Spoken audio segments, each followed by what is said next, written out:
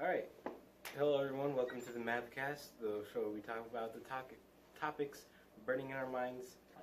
Yeah, and this is the last MavCast we're going to be posting. Yeah. Because the school year is coming to an end. It's been a long way. Yeah. Without you, my friend. I'll tell you all about it when I see you again. Exactly. Please excuse me, joke. So yeah, I thought, since the school year's ending, we might as well reminisce about the past and talk about our middle school experiences. All these repressed memories are coming back to me, Donovan. They're coming back. They're like ghosts, haunting me at night. See, I went to Hyde Park, and it's crazy how much the school's changed. Because when I went there, it was a lot different from how it is now. My brother goes there now, and he says that it's just slowly deteriorating. See, that's funny because I went to Cashman, and Cashman considers themselves, quote, rivals, unquote, when Cashman is trash. And the school has not changed for Cashman. Like, seriously, it's still bad. Like, you still have to pay for lockers. There's still bugs that are in the lockers, Yeah. Like, I will never forget my first day there. My first day there, I bought a locker. I go into my locker, right? And I'm like, wow, I'm so excited. Like, I got my own locker. And then I opened it up, and there's, 3 dead cockroaches in there. And, old, oranges from last year. And I'm just like... Oranges. Yeah, I was so excited, because it's like, wow, I'm in a magnet school. My own locker. I'm in a magnet school, everything's so cool, I'm going to be learning engineering and everything. I go into my locker, and I see dead cockroaches, and my bag doesn't even fit in there. So I'm like, oh, so I spent $5 for nothing. You had to buy your locker? Yeah, you had to buy your locker. At first I didn't mind it, because I always used my locker back in 6th grade, and I used to go to my zone school in 6th grade. But, I was like, oh, well, a locker is useful. And then I go into my locker and it's like, yeah, I'm not using this anymore. Like, you guys can clean it, but I'm not going to use it. See, at Hyde Park, none of the lockers actually worked. They went through the time, they zip-tied all of the lockers shut so you couldn't use them. Actually. Oh, yeah, same. Yeah. Our school did that, too. But, yeah, it was never really like the Hyde Park people and Cashman people would always be like, oh, we're rivals, ha ha ha, but it was always a joke. Yeah. Because it really wasn't a rival. There really was no competition. I'd say that Hyde Park was just better in everything in general. Like, you actually had, back then, Hyde Park actually kind of had functioning lockers, right? And they actually had, the dial on it, right? Our school removed all the dials and stuff, right? But, Hyde Park kids, they had, cool, more cool program areas. They had robotics, right? They're just better at everything. And you go to our school and it's like McDonald's, It's like comparing Olive Garden to McDonald's. You can't compare a 5-star restaurant to a fast food restaurant, I don't know if Olive Garden counts as a 5-star restaurant, but that's accurate. It's a 5-star restaurant to casual people, and it's trashy for rich people. Okay? Yeah. Yeah. Yeah, but I think now the rivalry is probably a little more real because Hyde Park is not really... Well, I don't think any middle schools are magnet schools anymore because they're not giving transportation to anybody who doesn't live in the zone, so... Yeah. I mean, can you compare, a school that's, a 1 on the scale, out of 10, to another school that's, a 1? At some point, it just equals out. There's, if both are crap, right? Yeah. There really is no competition there. Both schools are garbage, At that point, there's no competition. At that point, both of you get a consolation prize. Yeah. I remember in my school there, at Hyde Park, there's this feudal system. It was really weird. Feudal system? Yeah, it was there's this hierarchy of students. They had the students in the top. They were supposed to be smarter than everyone else. Wow. And they got all the award. I remember they had an award ceremony at the end of every 8th grade year, and the same 2 people got the awards. The same 2 people got all the awards. Every single one. See, I'd say that there's a feudal system in Cashman, but it's literally just like, it's basically capitalism. You got the rich and you got the poor. Okay, you got the top 1%, and then you got everybody that's going to be working at Burger King. You know, like there was very, very few people that actually won awards, right? There was like no in between. You know, you were either really, really smart or you were either really, really dumb. Me, I can't even say I was in the middle. I was just really, really dumb. Even compared to magnet stand, like compared to everybody at the top, right? You just made everybody look dumb. You know, like we had, you remember Taylor, right? Taylor Moto. Yeah. We had Taylor, my friend Richard. He was doing calculus while he was in middle school because he was doing Kumon for like a couple of years. Huh. Yeah, so he was one of the smarter ones, right? And Isaac. I mean, I don't want to insult Isaac. Isaac was actually really good. He was actually pretty good. Yeah.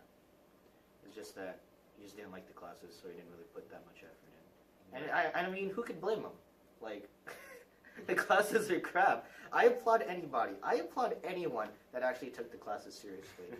Like, one point in 8th grade, all we did was just sit around for most of the year, and our teacher would like go out for like a smoke break. It was that bad.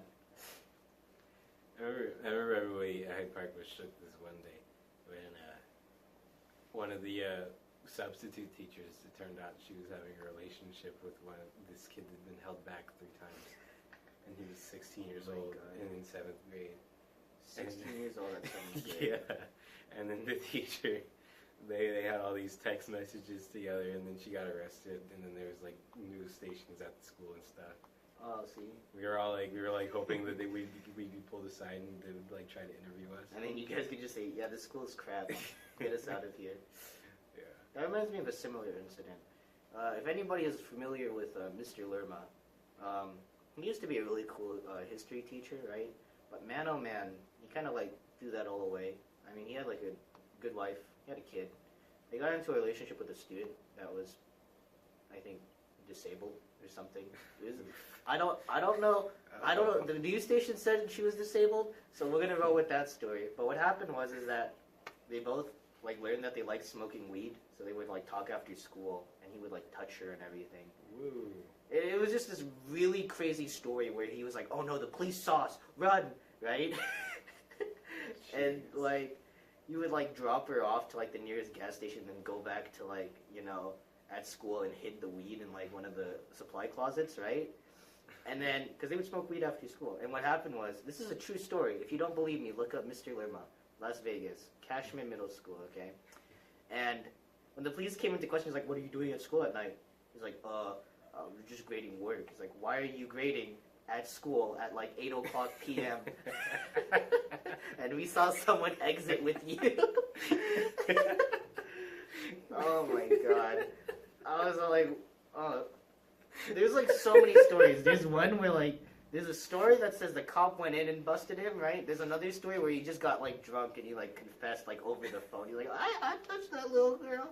Like, seriously. I wonder which one actually happened then. Yeah. I'd like to believe the cop story though, where he's like, "Why are you grading papers at 8 o'clock p.m.? Jeez. Just open the supply closet and just an avalanche of weed comes out. You know. Man. This story may be exaggerated. I'm not saying my recount is true. I guess this is just what I heard in middle There's school. so many stories. It's what you hear, you know. Yeah. I think when we were just ignorant, like middle school kids, we're like, "Oh no, Mr. Lerma got arrested. Like, free Mr. Lerma." And then after that, we heard what he did. He's like, "Oh no, don't free him." Wait a minute, don't free me. Don't free him. He made a joke. He's like, what kind of shoes do Mr. Lerma like? Does Mr. Lerma like? And we would all answer, white Vans. Nice. Yeah. How about you? Anything I mean, about the story about the woman and the boy who got held back? yeah, we didn't really hear that much. It was just like everybody was freaking out one day, and I was like, "What's going on?" They were like, some lady was diddling this little boy." Yeah, and then everybody was like, and then I found out that he wasn't a little boy. Oh, 16 years old, man. Exactly. Yeah. I was like, "What is going on?" Mm-hmm. But yeah, the Hyde Park it didn't have that many crazy stories, but there's a ton of crazy stories. It was at least like the whole feudal system I was talking about. It was just really interesting. Yeah, it was like there was 3 classes of people that had the same classes, and they never like there was like the top class, and then there was the middle class, and then there was like the lower class, and you got the peasants, the serfs, you got the lords, right? This is among the Magna kids, right? And it was like I probably should have been in the middle class, but I later found out that somebody, one of the higher ups at the school, put me into the higher class, so you were king. So that I would fail, and then I would leave because she had a grudge against me or something. Oh, I see. Yeah. You know. But I didn't fail though, so. But, got him. You know, there's a lot of crazy stories in my middle school. Remember how earlier I talked about how we didn't do anything mostly for like my science classes, right? We didn't learn anything at all. Mm-hmm. So what happened was that we had to do roller coaster projects, right? And we built our own roller coaster using like sticks and everything, right? Right. And what happened is that she wouldn't really assist us, right? And she almost got fired actually, and they transferred over the roller coaster project to our math teacher. Which also reminds me of my 7th grade math teacher, because this was around 8th grade, the roller coaster project. In 7th grade, I had this math teacher who was just really, really sexist, right? He's like, some of you boys have been cheating. And I'm like, what? And we keep in mind that most of us were like scattered about in the classroom, right? And it was actually the girls that cheated, but she's like, oh no, the girls are so much better than the boys. I'm like, oh my gosh, they're angels. Yeah. Like, well, you know, they say that, like, I would talk to one of them, it's like, yeah, we just talk all the time in class, and she doesn't really mind. And then when one of us, like, says one thing in class, right, without our heads getting caught, it's like, shut up! She's like, stop talking! He's like, you guys are so talkative! And I'm like, really? I remember this one time, when I was in 8th grade, there was like these 3 dudes that cheated. They were in the higher class, but they were like imagine like stereotypical like popular kids in high school musical. That's what they were. Oh. And then so they cheated on some science tests, and I didn't even know about it until it blew up. And at one point in class, my science teacher was like, so there's been students that were cheating, and he was gonna have a civil discussion, and then everybody freaked out.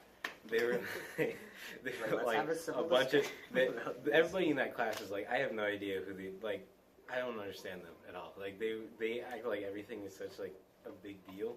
Mm-hmm. Like so as soon as he starts talking about the people that were cheating, like they're just like, oh, I can't believe they cheated. It's not fair. They took my answer. I'm like, what is they took some answers, so what? Like, I don't understand. Like, I don't know. There are still some kids that are like that here in this school, though. It's just one test. Where they get, like, really, really mad about it, right? And, you know, at some point, sometimes, like, yeah, it's okay to get mad about it. Someone cheated off of you, right? And used your work. Like, I understand that, right? But, like, crying about it, and, like, calling for, like, the execution of them. Exactly. They were hysterical. I was shocked. I was like, what's going on? I turned to one of them and I was like, what's going on? They're like, they cheated on the test. and I was like, but what happened to you? Oh, it's not fair. But what happened to you, though? Real talk, though, like, if someone cheats off me on the test, maybe I'll feel a bit bad, right? But, like, you know, if someone's cheating off of me on the test, like, that's their own fault. Yeah. I mean, we're both getting the wrong answers, and you know it. I mean, I've never understood getting mad when people cheat. Like, it's just... I mean, some people do it because, you know, they're just desperate, right? Yeah. The only person you hurt is yourself when you cheat, so... Yeah. It shouldn't be a big deal. There are some schools where they'll really punish both the person that got cheated off on and the person that cheated. It's pretty sad. At that point, then I would get mad. I'd be like, wow, you're gonna cheat off my wrong answers and then you're gonna take me down with you? What is this? Yeah. I mean, a lot of the time they don't say who they got the answers from, though. I mean, Honor among thieves. honor among thieves, yeah. Maybe they were the serfs, you know, they were the peasants, right? Yeah. Yeah. I did have a lot of really good teachers though in middle school. Oh, me? I had none. Okay. Well, the only teacher that I had that was good was my health teacher, because he actually made class fun, but the kids, they were just being stupid and they wouldn't pay attention. And we had to do book work for the last few weeks because they were just dumb, and my teacher was done with it. Like, he was such a happy man until stupid ones came in. So, yeah. I remember it was like I had my science teacher. He's like the best teacher I ever had. Like he didn't just like teach us science. He taught us like life lessons, man. Mm-hmm. Remember at the end of 8th grade we watched 2001: A Space Odyssey in his class, and he like went through it with us and like explained to us all like the metaphors and stuff, and it was like so enlightening. See, I was like, man, I considered dropping out of that class because I couldn't stand the people in it. Their hystericalness, and they're just insufferable. But you know, the math and science teacher, they made it like worth it, so I stayed. I feel as if there is a certain teacher, you know which teacher I'm talking about, right, that tries to do the same thing, but fails at it, you know. Like, I had her sophomore year, and, like, my oh my, the amount of, like, her trying to, like, incorporate philosophy into the class was just terrible, you know. Like, at one point, I think we had to write a poem, and she's like, oh yeah, I'm going to put them all up, and she never did, so. Whoops. It's just busy work. Really sad.